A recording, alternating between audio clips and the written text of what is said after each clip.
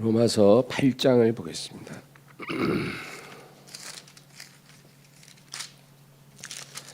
8장 오늘은 본문이 되게 적습니다. 8장이 워낙 중요한 장이다 보니 이제 많이 못 나갈 것 같아요. 1절과 2절 다 같이 읽겠습니다.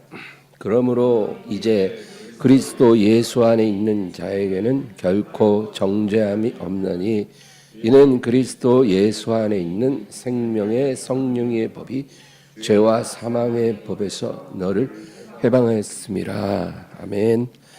그리스도 예수 안에 있는 자란 제목으로 오늘 은혜를 나누겠습니다. 먼저 우리 시편 51편 5절 보겠습니다.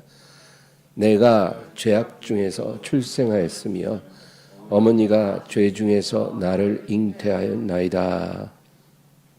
다윗의 시인데요. 어머니가 죄 중에서 나를 잉태하고 내가 죄악 중에 출생하였다. 그러니까 나는 태어날 때부터 죄인이다 그 말이죠. 태어날 때부터 죄인으로 태어났기 때문에 뭐 살면서 죄를 지을 수밖에 없는 그런 존재다 그런 말입니다. 여러분 이것이 인간의 본질입니다. 인간이 선하게 태어났다는 말은 결코 사실이 아닙니다. 인간은 죄인으로 태어났습니다. 죄인으로 태어났기 때문에 죄를 짓는 것이지 선하게 태어났는데 세상이 악하다 보니까 죄를 짓는다. 그렇지 않습니다. 우리가 죄를 짓는 원인은 나에게 있는 것이지 바깥에 있는 어떤 환경에 있는 게 아닙니다. 환경 때문에 죄를 짓는 게 아니라 내 안에 죄가 있기 때문에 죄를 범하는 것입니다. 그것이 성경이 인간에 대해서 말해주고 있는 진실이죠. 그래서 인간은 자기 힘으로 이 죄를 이길 수가 없습니다. 태어날 때 가지고 태어난 거예요. 본성 중에 본성이죠. 그래서 이 죄를 이길 수가 없다는 거예요. 우리가 식욕을 이길 수 없고 수면욕을 이길 수 없듯이 이 죄를 이길 수가 없다는 것입니다. 그리고 죄로 인해 발생하는 모든 저주, 예를 들면 질병이라든지 노화라든지 죽음 같은 거, 이런 죄로 인한 저주를 우리는 해결할 수가 없어요. 죄로 인한 모든 고통, 근심, 두려움, 분노, 고립감, 죄책감 이런 것들 다 죄로부터 나타나는 고통의 문제거든요. 모든 인생이 이 고통을 갖고 있잖아요. 우리는 이것을 해결할 수가 없다라는 것입니다. 그리고 이것은 유대인이든 이방인이든 상관이 없습니다. 로마서 3장 9절. 그러면 어떠하냐? 우리는 나으냐? 결코 아니라. 유대인이나 헬라인이나 다 죄 아래 있다고 우리가 이미 선언하였느니라. 모든 인간 동일합니다. 뭐 하나님의 선택을 받고 율법을 알고 있든 또 그런 거 전혀 없이 살든 상관이 없고요. 모든 사람이 다 죄 아래 있다라고 그렇게 선언하는 것입니다. 하나님이 그렇게 선언하시는 거예요. 그 밑에 23, 24절 또 보겠습니다. 모든 사람이 죄를 범하였음에 하나님의 영광에 이르지 못하더니 그리스도 예수 안에 있는 속량으로 말미암아 하나님의 은혜로 값없이 의롭다 하심을 얻게 되었느니라. 그리고 27, 28절. 그런즉 자랑할 때가 어디냐? 있을 수가 없느니라. 무슨 법으로냐? 행위로냐? 아니라 오직 믿음의 법으로니라. 그러므로 사람이 의롭다 하심을 얻는 것은 율법에 행위하지 않고 믿음으로 되는 줄 우리가 인정하노라. 그러니까 결국 결론이 뭐냐면 사람이 의롭게 되는 것은 율법으로는 불가능하다는 거죠. 율법을 우리가 아무리 잘 알든 뭐 그 의미를 잘 이해하든 그건 상관이 없어요. 율법을 지켜서 의로워질 수가 없다라는 것입니다. 오직 믿음으로 하나님 은혜로 이렇게 값없이 의롭다 하심을 받는 길밖에 다른 방법은 없다는 거예요. 인간이 의로워지는 것은요. 이것이 성경이 말하는 내용이죠. 우리가 지난 시간에 로마서 7장을 이제 쭉 했는데 거기서 바울 사도가 뭐라 그러냐? 내가 이렇게 내 안에 두 개의 법이 부딪히고 있다는 거죠. 바울의 문제만이 아니라 모든 사람의 문제. 두 개의 법이 부딪히고 있어요. 특히 거듭난 그리스도인에게는 확실합니다. 두 개의 법이 부딪히는데 그래서 내 마음으로는 하나님의 법을 섬기고 내 육신으로는 죄의 법을 섬기고 있다는 거죠. 그러니까 죄의 법에 끌려가고 있다는 거죠. 그게 우리 인간의 실존이고 그럼에도 불구하고 믿음으로 말미암아 값없이 의롭다 하심을 주신 하나님께 감사한다. 이제 그 얘기를 이제 마지막 절에 고백을 했어요. 로마서 7장 25절. 그런즉 로마서 7장 25절 15절이네요. 25절에 우리 마지막 절 한번 보겠습니다. 7장 25절 다 같이요. 우리 주 예수 그리스도로 말미암아 하나님께 감사하리로다. 그런즉 내 자신이 마음으로는 하나님의 법을 육신으로는 죄의 법을 섬기노라. 그러니까 참으로 참 힘들죠. 탄식이 나와요. 두 개의 법을 가지고 있기 때문에. 그럼에도 내가 하나님께 감사하는 것은 율법으로 구원받는 것이 아니라 믿음으로 구원받았기 때문에 내가 너무나 감사한다 그겁니다. 근데 이 바울의 고백을 우리가 오해하면 안 돼요. 그러면 마음으로 하나님 법을 섬기고 육신으로 죄의 법을 섬기면서 이렇게 이중적으로 살아도 되나 보다. 결코 그렇지 않죠. 그렇게 살아도 괜찮다는 말이 아니라 우리가 아무리 하나님의 법을 따르려고 해도 때로는 우리 육신의 법에 우리가 이끌려서 죄를 범할 수 있다는 거예요. 우리가 원치 않아도 이러한 현실을 우리가 받아들일 수밖에 없는데 그럼에도 불구하고 우리의 구원은 확실하다. 그래서 하나님께 감사하다는 거죠. 여러분, 만약에 이 은혜가 없다면 우리 중에 누가 구원을 받겠습니까? 아무도 구원 못 받아요. 이제 오늘 본문 로마서 8장 1절을 보겠습니다. 그러므로 이제 그리스도 예수 안에 있는 자에게는 결코 정죄함이 없나니 그리스도 예수 안에 있는 자는 결코 정죄함이 없다. 정죄를 당하지 않는다는 것입니다. 우리가 그리스도 예수 안에 있기 때문에 죄를 범하지 않게 된다는 그런 말이 아니고요. 우리가 죄를 범하게 될지라도 그 죄로 인해 정죄받지 않는다. 누가요? 그리스도 예수 안에 있는 자에게는. 대부분의 그리스도인들이 이 진리를 알 것 같죠? 그러나 대부분 잘 모릅니다. 이 진리를 제대로 이해한 사람이 많지가 않아요. 그래서 제대로 이해하지 못하기 때문에 제대로 믿을 수가 없는 거예요. 이게 심각한 문제입니다. 우리가 그렇게 교회를 오래 다니고 해도 이 제일 중요한 복음 진리를 알 것 같은데 모르고 있다는 거예요, 사실은. 제대로 알아야 제대로 믿는데 그러지 못해요. 그래서 마귀가 이걸 너무 좋아합니다. 그리스도인들이 이 진리를 온전히 깨닫고 온전히 믿지 못하게 하려고 아주 마귀가 발악을 합니다. 이 진리를 몰라야 그들을 속일 수가 있기 때문입니다. 그리스도 안에 있는 그리스도인들을 마귀가 속일 수가 있어요. 이 진리를 모르면. 그래서 우리를 절망에 빠지게 하고 또 자포자기하게 하고 자기 혐오, 자기를 혐오하게 만들고 자기를 미워하게 만들고 또 타인을 증오하게 만들고 이런 것들이 다 그리스도인임에도 그리스도 안에 있음에도 이 복음의 비밀을 온전히 믿지 못하기 때문에 일어나는 일들이에요. 그래서 많은 그리스도인들이 자살을 합니다. 자살하는 건 속았기 때문에 자살하는 거예요. 진리를 붙잡은 사람은 절대 자살을 할 수가 없는 거죠. 그리스도 안에 있는 자 결코 정죄함이 없다.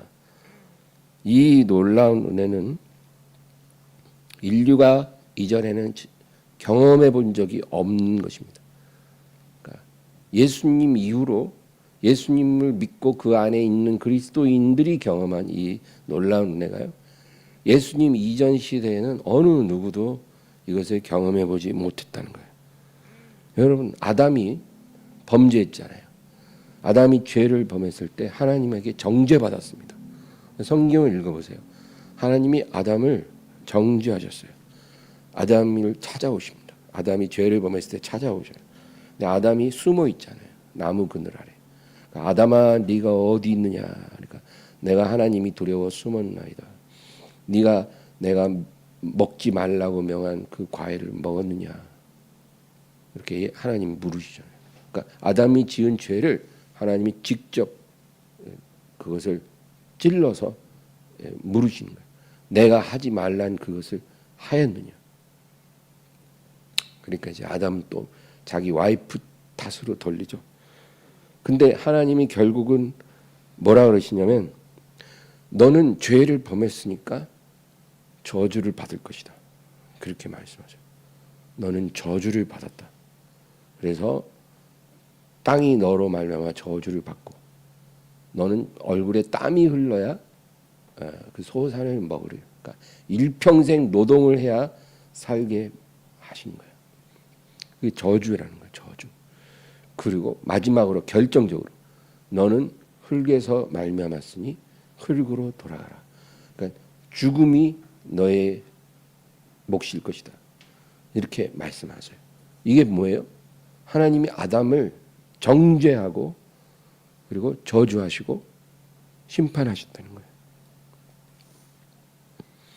이스라엘 백성도 그들이 하나님을 거역할 때 하나님이 선지자들을 통해서, 율법을 통해서 그들을 정죄하시고 그리고 저주하시고 심판하십니다. 그 구약 성경에 보면 하나님이 그 백성을 정죄하십니다. 하나님께서 자기 백성에게 죄를 씻을 수 있는 방법을 가르쳐 주시긴 했어요. 그게 뭐예요? 짐승 제사죠. 짐승을 잡아 피를 뿌리고 그 고기와 기름을 불살라서 내게 드리라. 근데 이 짐승 제사는요, 완전한 게 아니에요. 짐승의 피가 사람의 죄를 속하는 건 불가능한 거예요, 사실은. 그래서 완전한 것이 이르기 전에 하나님이 임시 방편으로 한시적으로 그 짐승 제사를 주신 것뿐이에요. 완전한 것이 오기 전에 그냥 하나의 맛배기로, 불완전하지만 맛배기로 이렇게 하나님이 주신 어떤 임시 방편인 거예요. 그래서 짐승의 피를 뿌려서 이제 죄를 사한다는 게 원래는 불가능하지만 피를 뿌려서 피 흘림이 없이는 죄 사함도 없다 그랬잖아요. 피를 흘려 죄를 사하는 그 원리를 하나님이 가르쳐 주신 거예요. 그래서 완전한 제사가 뭐예요? 예수님의 십자가 제사죠. 그 완전한 제사를 하나님이 주실 때까지 그렇게 하신 거죠. 그리고 예수님의 오심으로 이제 그 구약의 제사는 의미가 없어진 거예요. 히브리서 10장 1절. 율법은 장차 올 좋은 일의 그림자일 뿐이요 참 형상이 아니므로 해마다 늘 드리는 같은 제사로는 나오는 자들을 언제나 온전하게 할 수 없느니라. 구약의 제사는 자꾸 반복해야 되잖아요. 반복. 근데 이거는 사람을 온전하게 할 수 없는 거라는 거예요. 그 밑에 11, 12절. 제사장마다 매일 서서 섬기며 자주 같은 제사를 드리되 이 제사는 언제나 죄를 없게 하지 못하거니와 오직 그리스도는 죄를 위하여 한 영원한 제사를 드리시고 하나님 우편에 앉으사. 그러니까 구약의 제사는 사람을 온전하게 할 수 없어요. 사람의 죄를 씻을 수 없어요. 사람을 의롭게 만들 수 없고 하나님 앞에 세울 수가 없어요. 그것은 예수님이 오셔서 십자가에서 영원하고 완벽한 제사를 이루기까지 그냥 임시적으로 주신 거예요. 그래서 예수님이 오셔서 한 죄를 위하여 한 영원한 제사를 드리시고 하나님 우편에 앉으신 거예요. 그 밑에 14절. 그가 거룩하게 된 자들을 한 번의 제사로 영원히 온전하게 하셨느니라. 그러니까 예수님의 이 단 한 번의 영원한 제사, 완전한 제사, 이것이 드려졌잖아요. 그러니까 이제는 예수님을 믿는 사람은 그 제사의 효력이 발생하는 거예요. 그래서 짐승을 잡아 제사 드릴 필요도 없는 거고, 이 단 한 번의 영원한 제사를 온전히 믿는 자는 이 은혜 안에 거하게 되는 거죠. 그게 뭐예요? 그 은혜가 정죄함이 없는 거예요. 정죄함이 없는 은혜. 그래서 그리스도 예수 안에 있는 자에게는 결코 정죄함이 없다. 그렇게 말하는 것입니다. 죄를 범할지라도 정죄함을 받지가 않아져요. 죄를 범했는 당연히 정죄받아야 되잖아요. 정죄받지 않아요. 왜? 죄가 사해졌기 때문이에요. 죄가 사해졌으니까 정죄를 안 받는 거예요. 잘못을 저질렀는데 죄값을 지불했거든요. 그러니까 죄가 이제 없는 거예요. 과거에 죄를 지은 기록이 있을지라도 죄인이 아닌 거예요. 왜? 죄값이 이미 지불되어졌거든요. 그래서 예수 그리스도 안에 있는 사람은 예수님이 그 죄값을 이미 지불했기 때문에 그 안에 거하는 사람은 정죄받지 않아요. 죄가 사해진 거예요. 로마서 11장 22절. 그러므로 하나님의 인자하심과 준엄하심을 보라. 넘어지는 자들에게는 준엄하심이 있으니 너희가 만일 하나님의 인자하심에 머물러 있으면 그 인자가 너희에게 있으리라. 그렇지 않으면 너도 찍히는 바 되리라. 넘어지는 자들이 있다는 거예요. 넘어지는 거예요. 서지 못하고 자기 죄로 넘어지는 자들은 하나님의 준엄하심이 있다는 거예요. 하나님의 준엄하심 아래에 있기 때문에 넘어진다는 거예요. 이게 무슨 뜻이냐? 율법 아래에 있다는 거예요. 율법이라는 게 하나님의 준엄하심이에요. 하나님의 공의로움이에요. 잘한 건 잘한 거고 잘못한 건 잘못한 거예요. 이거는 뭐 빼도 박도 못하는 하나님의 의에 대한 기준이에요. 그래서 율법 아래에 있는 사람들은, 율법으로 의로워지려고 하는 사람들은 하나님의 준엄하심 아래에 있는 거예요. 이 사람들은 다 넘어질 수밖에 없다 이거죠. 그러나 너희가 만일 하나님의 인자하심에 머물러 있으면 그 인자가 너희에게 있으리라. 너희가 하나님의 인자하심에 머무른다는 것은 예수님의 십자가 아래에 머무는 거예요. 율법 안에 있는 게 아니고 십자가 아래에 있는 거예요. 그러면 어떻게 돼요? 정죄함을 받지 않으리라. 그 얘기예요. 정죄받지 않고 살다는 거예요. 죽지 않고 살리라. 놀랍죠? 죄가 없는 게 아니에요. 율법 아래에 있는 사람들에 비해서 우리가 죄가 적은 게 결코 아닌데 우리는 정죄받지 않아요. 정죄는 이미 예수님이 받았기 때문에 예수님 안에 있는 사람은 정죄받을 필요가 없는 거예요. 이런데도 우리가 예수님 안에 있지 않고 멀리 가면 안 되겠죠. 간음하다가 잡혀온 여자가 있잖아요. 근데 이제 예수님이 이 여자에게 뭐라 그래요? 이 사건이 아주 중요한 의미가 있어요. 여자여, 너를 정죄하던 자들이 있느냐? 그러죠. 방금 전까지 돌 들고 여자를 죽이려고 하는 남자들이 지금 다 돌아갔어요. 아무도 안 남았어요. 너를 정죄한 자들이 있느냐? 없나이다. 그러니까 예수님이 뭐라 그래요? 나도 너를 정죄하지 아니하노니 가서 다시는 죄를 범하지 마라 그러잖아요. 예, 이게 장차 그리스도 안에 있을 그 구원받은 자녀들에게 하나님이 어떻게 대하실지를 미리 말해주는 거예요. 우리가 예수님을 믿고 예수님 안에 거하면 하나님이 우리를 이렇게 대하신다는 거예요. 이 여자에게 주님이 대하듯이. 나도 너를 정죄하지 않는다. 우리가 예전에 어떤 인생을 살았든지 어떤 죄를 범했든지 그거에 대해서 이제 하나님이 묻지도 않고 정죄하지 않는다는 거예요. 그러고 나서 뭐라 그래요? 가서 다시는 죄를 범하지 말라. 그러니까 주님이 우리 죄를 묻지 않으신다고 해서 정죄하지 않는다고 해서 이제 죄를 마음껏 짓고 자유롭게 그렇게 살아도 괜찮냐? 결코 그렇지 않죠.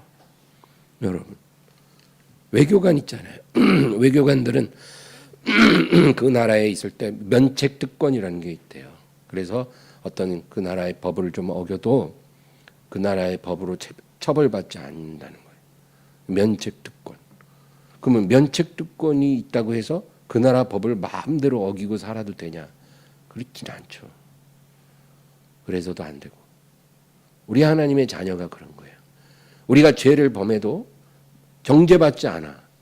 아, 그러면 이제 뭐 마음껏 즐기고 살자. 뭐 하고 싶은 거 다 하고 죄 짓고 살자.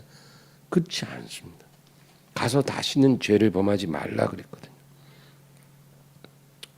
이 어리석음을 주님이 엄히 경고합니다. 이 복음을 악용하는 자들, 이런 사람들을 주님이 엄히 경고하십니다. 로마서 2장 4절. 혹 내가 하나님의 인자하심이 너를 인도하여 회개하게 하심을 알지 못하여 그의 인자하심과 용납하심과 길이 참으심이 풍성함을 멸시하느냐. 이게 제일 어리석은 거예요. 하나님이 우리를 인자하게 대하고 용납해 주시고 길이 참으신 그 풍성한 은혜를 네가 멸시해서는 안 된다. 예. 여러분 뭐 좋게 말할 때 들으라 이런 말 있잖아요.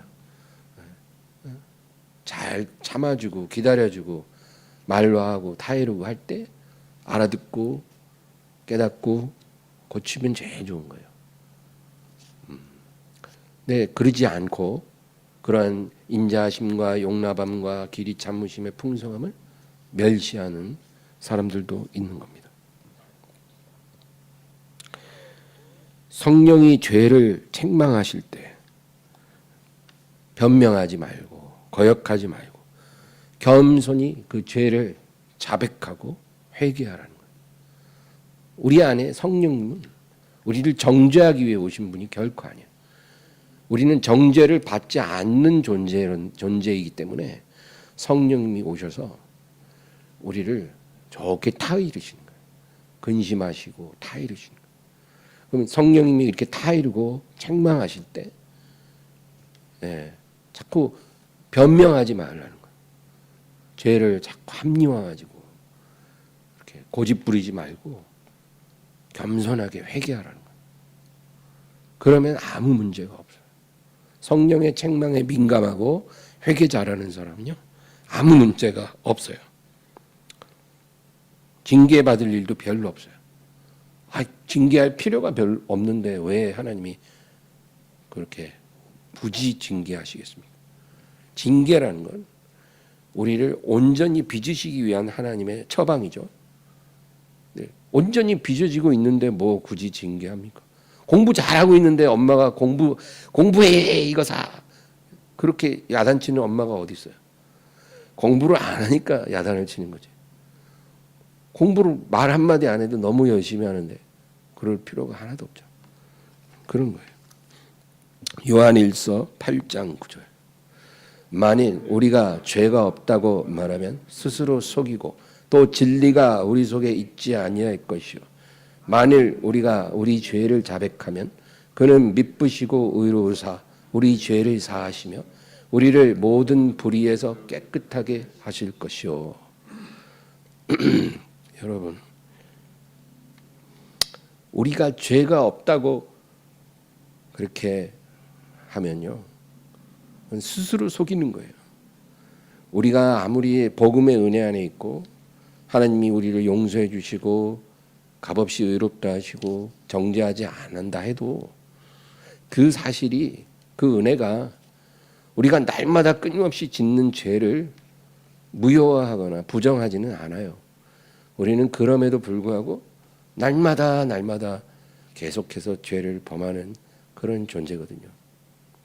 그러니까 아무리 하나님이 우리에게 은혜를 주신다 해도 우리는 죄를 범하는 존재라는 것을 잊지 말아야 돼요.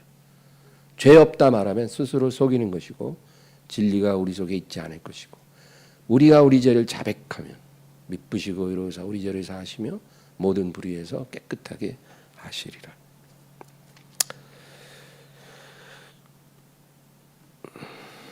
그래서 정직한 회개를 중단하지 말아야 됩니다. 매일매일 우리는 우리의 죄를 정직하게 회개할 수 있어야 돼요. 그래서 자기 죄가 금방금방 깨달아지는 사람은 은혜를 많이 받은 사람이에요.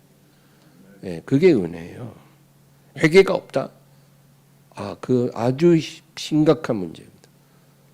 그가 어떤 인생을 살든지 간에 회개 없는 사람은 심각한 상태예요. 아무리 경건한 사람도, 심지어 바울 사도같이 위대한 종도 날마다 이 죄가 나를 끌어가는 것을 본다 그랬잖아요. 죄의 법이 내 마음의 법과 싸워 사로잡아 가는 것을 보는도다. 이게 인간의 현실인데 이걸 모르고 자기가 회개할 게 없다 생각하는 건 너무나 불행한 일이에요. 그게 저주가 저주. 하나님이 사랑하는 자는 이 회개가 잘 되는 사람, 회개에 민감한 사람. 우리가 회개가 없으면 예수님을 온전히 믿는 것이 아닙니다. 그 다음 10절.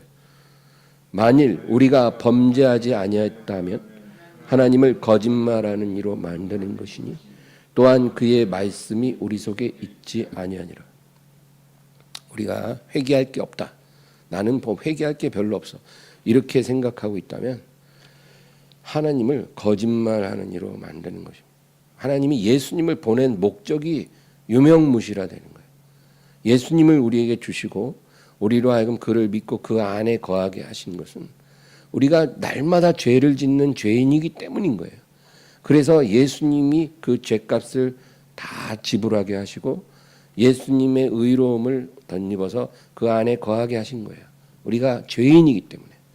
근데 죄가 없다 그러면 예수님 필요 없는 거죠. 예수님 안에 거할 이유가 하나도 없어요. 그냥 예수님과 분리돼서 살아도 돼요. 죄가 없으니까. 그러나 그러면 그건 우리가 예수님을 믿는 게 아니죠. 하나님을 거짓말하는 이로 만드는 것이고 그 말씀이 우리 속에 있을 수가 없다는 거예요. 우리의 믿음은 가짜라는 거. 우린 복음을 온전히 믿는 것이지 다른 걸 믿는 게 아니에요. 그 복음의 핵심이 내가 죄인이라는 거예요. 죄인이기 때문에 나는 예수님이 필요하고 예수님을 믿고 그 안에 거해야만 내가 살 수 있는 거예요. 그렇지 않으면 포도나무에서 분리된 가지처럼 아무 열매도 없이 그냥 말라지고 불에 던져질 수밖에 없다. 그것입니다.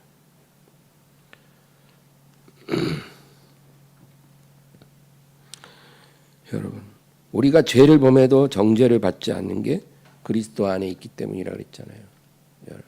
이게 놀라운 비밀이에요. 하나님이 2000년 전에 갈보리 십자가에 예수님을 못 박았잖아요. 하나님이 그렇게 하신 거예요. 아버지가. 그건 뭐예요? 아들을 정죄하신 거예요. 죄 없으신 하나님의 아들 그 예수를 아버지가 십자가에 못 박아 정죄하신 거예요. 왜? 죄 없는데. 우리 죄를 짊어졌잖아요. 그러니까 우리 모든 죄, 과거의 죄, 현재의 죄, 우리가 앞으로 지을 죄까지 우리의 모든 죄를 다 모아서 예수님에게 전가시킨 거예요. 그래서 십자가에 못 박아 심판해 버린 거예요. 그러니까 하나님이 아버지가 아들을 정죄하신 거예요. 무섭게 정죄한 거예요. 그러니까 그 이유로 예수님이 이제 죽임 당하고 살아나셨잖아요. 살아나시고 이제 하나님 우편에 계시거든요. 그리고 이제 예수를 믿는 모든 사람이 예수님 안에 있게 하신 거예요. 그러니까 이제 하나님 아버지 눈에는 예수님과 예수님을 믿고 그 안에 거하는 우리가 분리된 관계가 아니고 연합된 관계예요.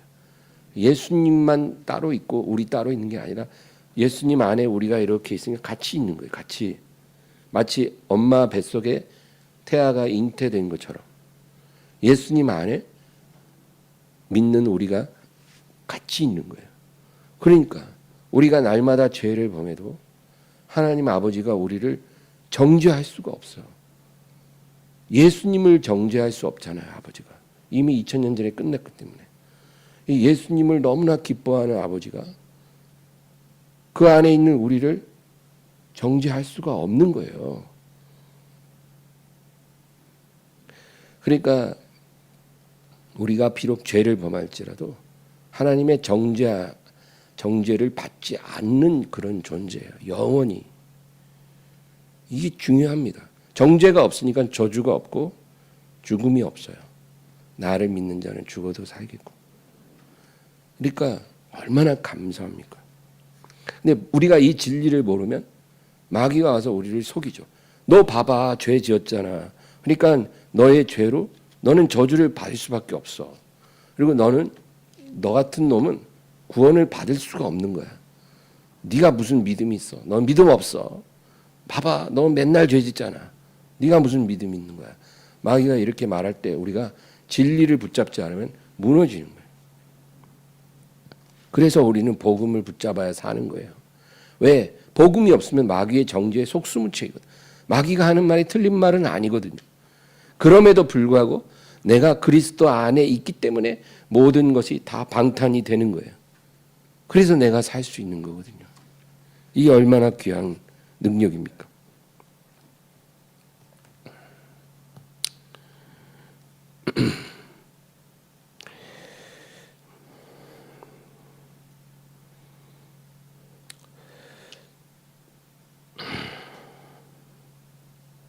그러므로 그리스도 안에 있다고 하면서 나는 죄가 없다 이렇게 말한다는 것은 하나님을 기만하는 것이고 거짓말하는 이로 만드는 것이고 하나님을 말씀을 믿는 것이 아니라는 거죠.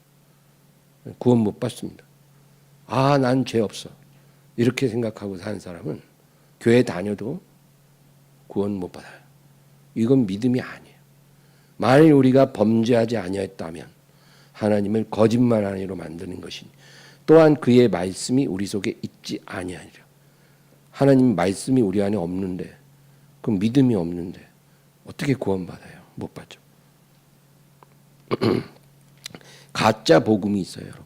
가짜 복음을 전하는 자들 또 그걸 믿는 자들이 제일 좋아하는 말이 있습니다. 뭘까요? 하나님은 우리를 있는 그대로 사랑하신다. 이런 말이에요. 많이 들어보셨죠? 하나님은 우리를 있는 그대로 사랑하셔. 이게요, 이 틀린 말이거든요. 이건 진리가 아니에요. 가짜 복음이 전하는 말이에요. 하나님이 우리를 있는 그대로 사랑하시지 않습니다. 하나님은 예수 그리스도 안에서 자기 죄를 날마다 회개하고 자백하는 자들을 사랑하셔요. 내가 죄를 버리지 않아도 날마다 죄를 지으면서도 그거를 회개하지 않아도 하나님은 나를 사랑하실 거야. 나를 받아주실 거야. 이렇게 믿는 거는 복음이 아니에요, 여러분.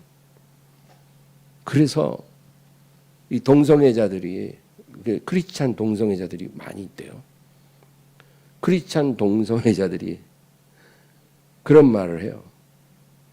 하나님은 나를 있는 그대로 사랑하시기 때문에 나는 동성애를 버릴 마음이 없다.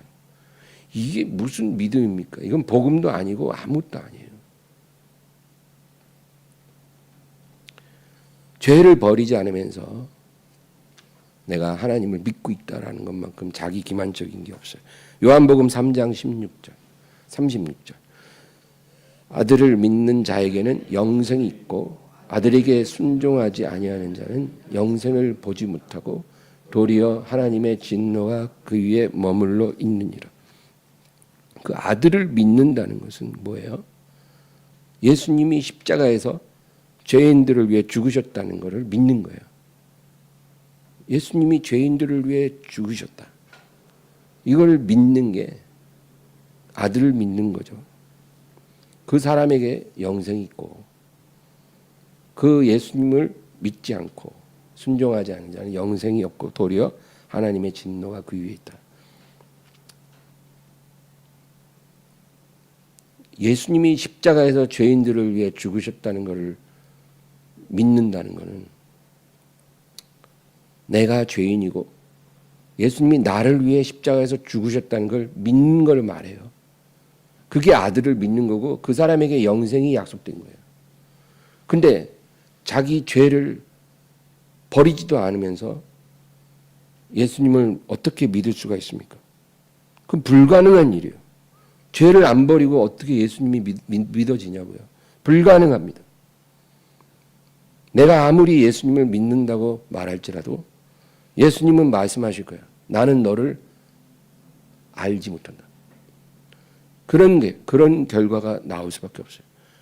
죄를 버리지 않고, 이거는 여러분 우리가 죄를 미워하는데 어떻게 유혹에 빠져서 한 번 넘어지고 그런 거를 말하는 게 아니에요. 우리는 늘 죄를 범할 수 있고 넘어질 수 있어요. 그러나 죄를 미워해야 되고 죄를 버려야 되는 거예요. 그럼에도 그게 잘 안 돼서 넘어지고 또 넘어질 수는 있지만 그게 아니라 죄를 버릴 마음도 없고 미워하지도 않아요. 이거는 안 돼요, 하나님. 이거는 내 인생의 가장 중요한 즐거움이에요. 이건 포기 못해요. 더 이상 저에게 뭐라 하지 마세요. 이런 식으로 믿으면서 예수님을 믿을 수 있냐? 불가능하다. 예수님이 나는 너를 도무지 알지 못하노라. 만약에 우리가 죄를 버리지 않고 예수님을 믿는다면 나중에 우리가 주님의 날에 주님 앞에 섰을 때 우리가 듣게 될 말이 그거예요. 나는 너를 알지 못한다. 무서운 일이에요. 나는 너를 알지 못한다. 믿은 게 아닌 거예요. 그래서 여러분, 죄는 버려야 돼요. 내가 알고 있는 죄, 하나님이 기뻐하지 않는 죄가 있으면 그것을 버리기를 결심하고 그것이 실패해도 또 결심하고 실패해도 또 결심하고 간절함으로 하나님께 부르짖고 나아가야만 긍휼을 얻는 거지. 그 노력을 포기하고 죄를 회개하지 않으면 우리는 버려질 것입니다. 아버지를 떠났던 탕자가 아버지께 돌아와 고백을 합니다. 여러분 잘 알죠. 누가복음 15장 21절. 아들이 이르되 아버지, 내가 하늘과 아버지께 죄를 지었사오니 지금부터는 아버지의 아들이라 일컬음을 감당하지 못하겠나이다. 그러니까 이 아들을 보세요. 자기 스스로 결심하고 아버지께 돌아왔어요. 누가 끌고 온 게 아니라 자기 발로 돌아왔고, 그리고 아버지에게 뭐라 그러면 내가 죄를 범했다. 그렇게 고백을 하는 거예요. 죄를 자백하는 거예요. 그리고 이제는 내가 이제 아버지께 왔으니, 죄인으로 왔으니 아들로 나를 대하지 말고 나를 품꾼의 하나로, 종으로 여겨달라고 이렇게 말할 정도로 이 둘째 아들이 겸손해졌어요. 그러니까 아버지가 묻지도 않고 정죄하지 않고 아들을 끌어안고 그리고 아들을 다시 회복시켜 주시, 아들을 받아준 거죠. 이게 구원의 원리입니다. 여러분, 교회는 뭘까요? 교회는 이 세상에 지어진 하나님 아버지의 집이에요. 우리 하나님 아버지의 집은 하늘에 있지만, 그러나 그 집에 우리가 들어가기 전에 아버지 집을 벗어나는 게 아니고 이 세상에 지어진 아버지의 집에 우리가 머물 수 있어요. 그게 바로 교회예요. 예수님이 내 아버지 집에 거할 곳이 많도다 그랬잖아요. 그러니까 교회에도 죄인들이 거할 곳은 많아요. 교회는 아버지께 다시 돌아오는 탕자들이 머무는 곳이어야 해요. 죄인들로 가득해야 하는 곳이 교회입니다. 그러니까 교회에 이상한 사람들 많이 있어도 너무 이상하게 생각하지 마세요. 원래 탕자들이 돌아오는 곳이 교회예요. 근데 돌아오는 건 좋은데 한 가지 조건이 있어요. 그 누가복음 15장처럼 자기 발로 와야 되고, 그리고 자기가 죄인이라는 것을 고백할 수 있어야 돼요. 그리고 그리스도 안에서 내가 새롭게 되기를 원해야 되는 거예요. 그래야 아버지 집에 와서 거할 수 있어요. 그가 과거에 전과 8범이든 10범이든 간에 어떤 삶을 살았든 간에 그게 중요한 게 아니에요. 돌아왔으면 죄인인 것을 자백하고 새로워지기를 간절히 구해야 돼요. 만약에 어떤 사람이 우연히 교회에 왔으면 아직 복음을 잘 모르잖아요.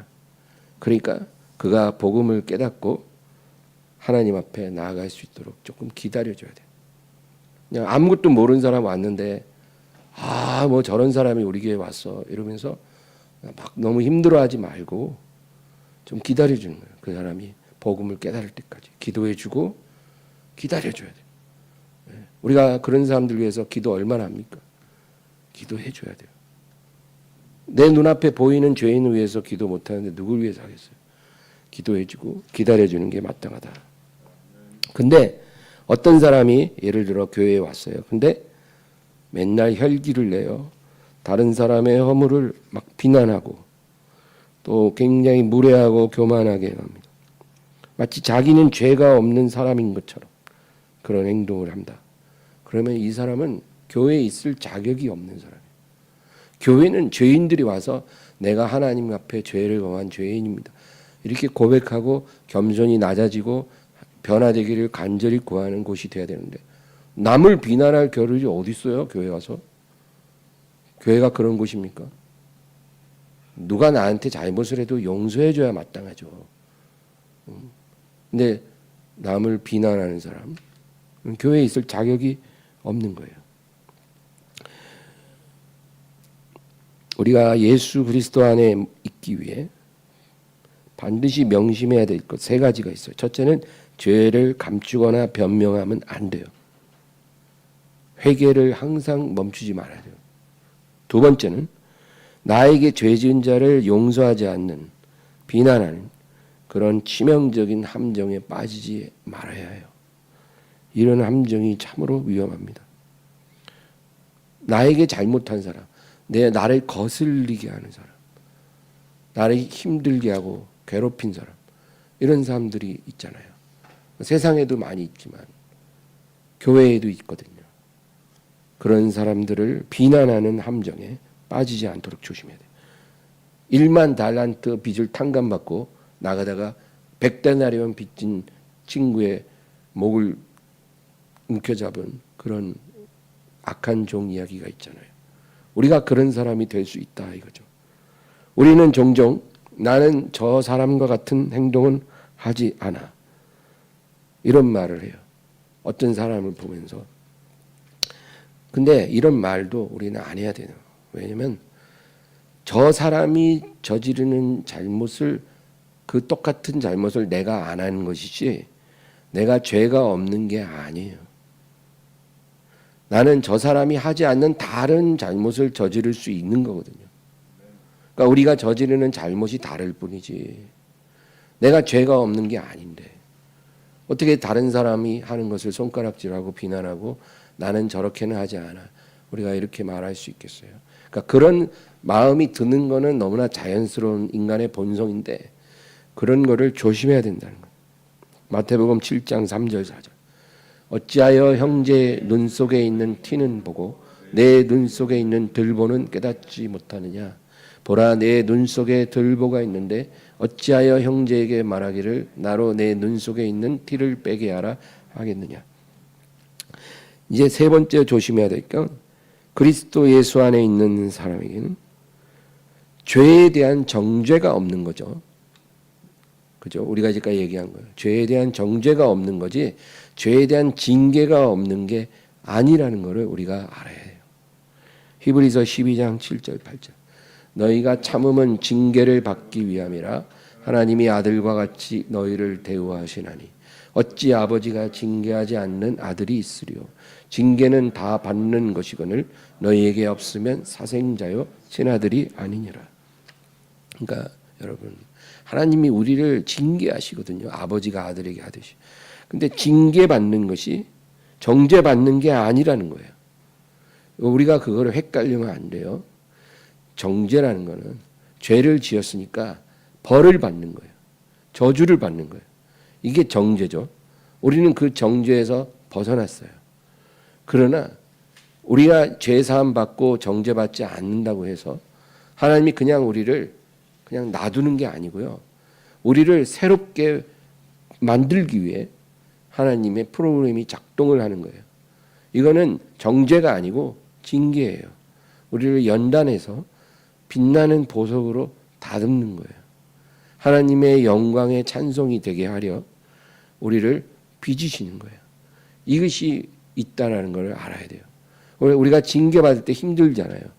근데 내가 죄 때문에 하나님께 벌 받고 있구나. 이렇게 생각하면 심각한 오류라는 거예요. 우리는 정죄에서 벗어났기 때문에 그게 아니고 죄와 상관없이 우리가 아름다운 사람으로 되게 하기 위한 하나님의 프로그램 안에 지금 들어와 있는 거예요. 하나님의 진노 아래 있는 게 아니고 하나님의 인자하심 아래서 우리는 훈련받고 있다. 그거예요. 여러분. 근데 마귀가 와서 자꾸 귀에다 속삭이죠. 봐봐, 네가 과거에 그 죄 지은 것 때문에 지금 이런 일이 있잖아. 그런 마음이 들 수 있지만 무시하세요. 아니야. 그리스도 안에 있는 자에게는 결코 정죄함이 없어. 나는 정죄받는 게 아니라 하나님의 사랑의 손 안에서 빚어지고 있는 거야. 마귀야 물러가라. 그렇게 우리가 선포해야 되는 거예요. 이제 2절 보겠습니다. 오늘 본문. 이는 그리스도 예수 안에 있는 생명의 성령의 법이 죄와 사망의 법에서 너를 해방하였습니다. 우리가 지난 시간에 로마서 7장 할 때는 그 7장이 말하는 게 뭐냐면 그거예요. 사도 바울처럼 아무리 위대한 그리스도인이라 할지라도 그가 이 세상에 사는 동안, 육신 안에 있는 동안 일평생 죄와 싸워야 한다는 사실이에요. 어떤 위대한 사람이라도, 거듭난 하나님의 사람은, 그리스도 안에 있는 사람은 자기 육체 안에서 역사하는 죄의 권세와 일평생 싸우라는 거죠. 그 싸움을 피할 수 없다. 때로는 죄에 무너지는 자기를 보며 탄식하고 부르짖기도 하지만 그것이 진정한 크리스천의 모습이다. 그겁니다. 그러니까 여러분, 우리가 그런 상황이 있을 때 당황해야 할 필요가 없다는 거예요. 죄와 싸우고 갈등하고 무너지고 다시 일어서고 그리고 하나님께 애통하며 부르짖는 그것이 진정한 그리스도인의 모습이고 거기에는 누구도 예외가 없다는 거예요. 목사든 집사든 일반 성도든 다 똑같다는 거예요. 그게 7장의 얘기고 8장은 반대로 뭐라 그러냐면 아무리 연약한 신자라도 엊그제 교회에 입교한 그런 사람이라도 그가 그리스도 예수 안에 있다면 비록 죄를 범했을지라도 정죄를 받지 않고 자유하리라. 그 얘기를 또 하는 거예요. 8장에서는. 그리스도 예수 안에 있는 생명의 성령의 법이 죄와 사망의 법에서 너를 해방하였습니다. 두 개의 법이 있잖아요. 과거에는 우리가 죄와 사망의 법 아래서 그 법의 그 적용을 받았어요. 근데 이제 그리스도 안에 있기 때문에 생명의 성령의 법에 우리는 적용을 받는 존재가 됐다는 거죠. 이게 뭐예요? 죄에 대한 정죄가 없다 그 얘기죠. 그리고 또 한 가지 중요한 거는 이 죄와 싸우고 이제 죄를 이길 수 있는 성령의 능력을 주신다는 거예요. 정죄를 받지도 않거니와 이제 우리가 수없이 반복해서 넘어지던 죄 이런 것들 있잖아요. 끊을 수도 없는, 끊어지지 않는 죄의 사슬들이 누구에게나 한두 개 있을 수 있잖아요. 그것을 끊을 수 있는 능력을 하나님이 성령으로 우리에게 주신다는 겁니다. 그게 생명의 성령의 법이에요. 절대로 이겨낼 수 없는 죄의 사슬을 끊을 수 있는 삼손의 힘을 주신다. 여러분, 삼손이 이 사람이 너무나 위대한 거룩한 나실인인데 하나님의 은사도 엄청난데 그 죄, 끊을 수 없는 죄가 있었어요. 그 죄 때문에 결국은 그는 무너졌고 머리도 밀리고 눈도 뽑히고 완전히 비참하게 돼서 이제 쇠사슬에 묶였잖아요. 이 쇠사슬에 묶여서 그 맷돌을 돌리는 거, 거대한 맷돌을. 이 삼손을 얽어맨 쇠사슬이 바로 일평생 끊어지지 않는 그 죄의 사슬이에요. 근데 이 삼손이 마지막에 하나님께 간구하잖아요. 내게 자비를 베푸사 내가 이 사슬을 끊고 내가 이 집안을 버티고 있는 두 기둥을 무너뜨려서 내 원수를 갚게 하옵소서. 그래서 하나님이 응답해 주셨잖아요. 그래서 하나님이 힘이 사라진 삼손에게 힘을 주셔서 사슬이 끊어졌잖아요.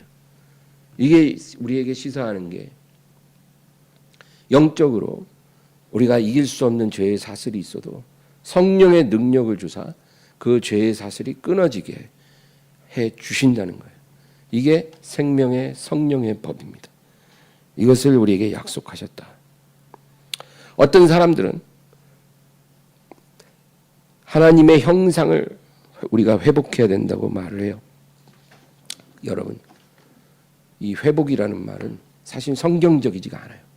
우리가 회복했다 그러면 과거에 갖고 있었다가 잊어버렸다가 다시 찾는 거잖아요. 우리가 하나님의 형상을 가진 적이 없거든요. 날 때부터 죄인이라 그랬잖아요. 날 때부터 죄인이 무슨 하나님의 형상이 있어요. 그러니까 우리가 회복할 건 없어요. 우리는 회복되는 게 아니고 새로운 피조물이 되어서 다시 태어나는 거예요. 그래서 아담의 형상을 회복한다는 건 의미가 없어요. 죄 짓기 전에 아담 그 형상을 우리가 왜 회복합니까? 아담은요 죄 짓고 하나님께 정죄받은 사람이잖아요. 우리가 왜 아담으로 돌아갑니까? 우리는 예수 그리스도의 형상을 입은 자입니다. 아담의 형상보다 100배나 좋은 예수님의 형상이에요. 우리가 그 형상 안에 있는 거예요. 고린도전서 15장 22절. 아담 안에서 모든 사람이 죽은 것 같이 그리스도 안에서 모든 사람이 삶을 얻으리라. 그래서 얼마나 감사한지 모릅니다. 하늘나라에서는 지극히 작은 자라도 세례 요한보다 크다는 말이 바로 이거예요. 우리는 아담부터 세례 요한까지 그 어떤 사람보다도 존귀한 그리스도의 사람이 됐어요. 예수님과 연합하고 예수님 안에 있으므로 죄의 정죄를 받지 않고 또 죄를 이길 수 있는 생명의 성령의 법을 약속받은 사람들이에요. 그러므로 제일 중요한 것은 내가 예수님 안에 있는 거예요. 그것이 우리에게 제일 중요합니다. 내가 예수님 안에 있다는 것은 놀라운 비밀이 있어요. 내가 죄를 짓잖아요. 우린 늘 죄를 져요. 내가 예수님 안에 있으면서 어떤 죄를 범하면 즉시로 내 지은 죄가 내 안에 계시고 내가 머무는 예수님께 전가가 되는 거예요. 여러분, 우리의 죄를 범할 때 즉시로 실시간으로 내가 지은 죄가 예수님께 전가가 확 되는 거예요. 내가 예수님 안에 있으니까 바로 그게 되는 거예요. 전가가 되면 예수님의 보혈로 그것이 씻겨져요. 그리고 동시에 내 죄가 예수님께 가는 동시에 예수님의 의가 나에게 또 전가가 돼요. 그래서 의가 없는데 예수님의 의가 바로 실시간으로 내게 오는 거예요. 그래서 나는 죄만 짓는 죄인인데 의인이 되는 거예요. 이런 일들이 어떻게 일어납니까? 이건 불가능한 거예요. 근데 가능해요. 내가 예수님 안에 있기 때문에. 하나님이 이 복을 우리에게 주셨잖아요.